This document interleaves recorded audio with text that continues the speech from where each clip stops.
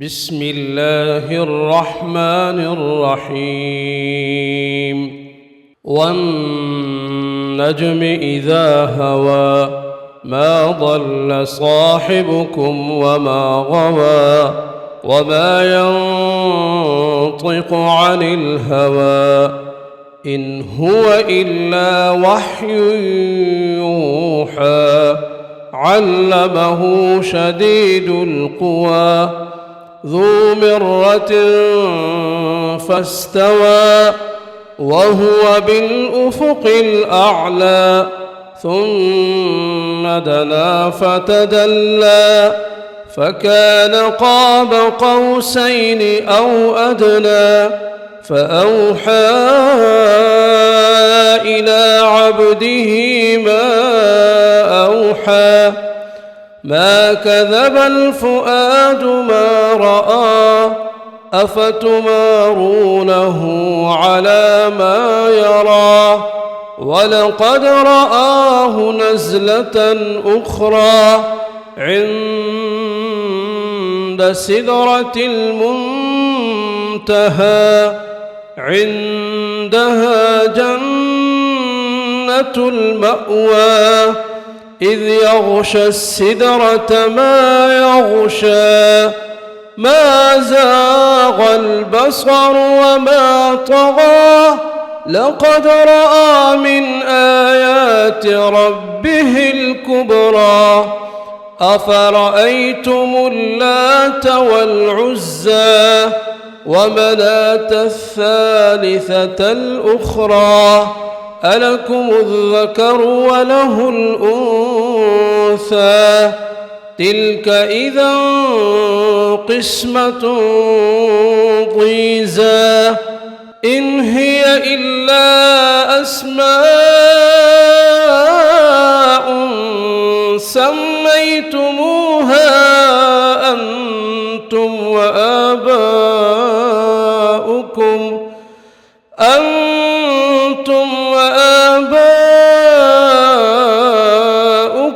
ما أنزل الله بها من سلطان إن يتبعون إلا الظن وما تهوى الأنفس ولقد جاءهم من ربهم الهدى أم للإنسان ما تمنى فلله الآخرة والأولى وكم من ملك في السماوات لا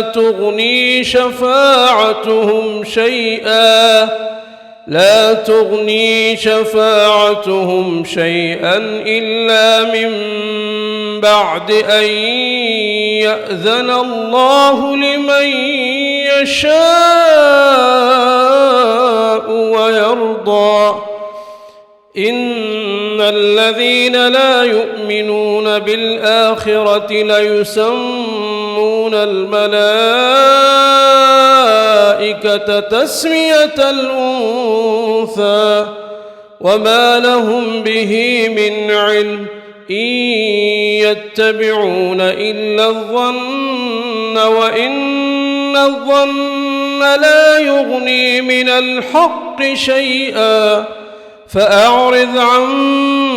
من تولى عن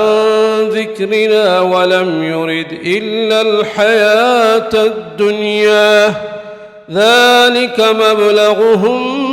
من العلم إن ربك هو أعلم بمن ضل عن سبيله وهو أعلم بمن اهتدى ولله ما في السماوات وما في الأرض ليجزي الذين أساءوا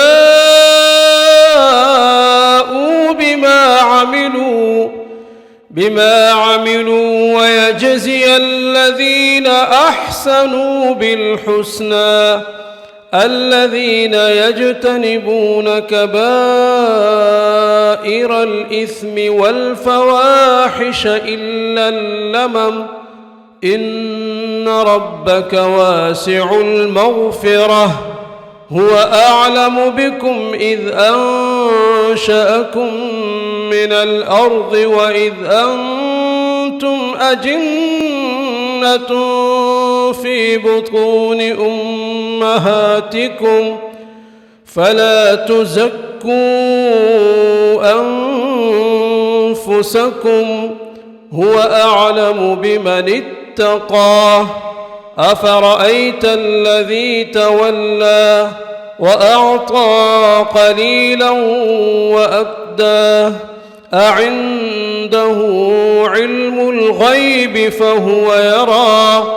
أم لم ينبأ بما في صحف موسى وإبراهيم الذي وفى ألا تزر وازرة وزر أخرى وأن ليس للإنسان إلا ما سعى وأن سعيه سوف يرى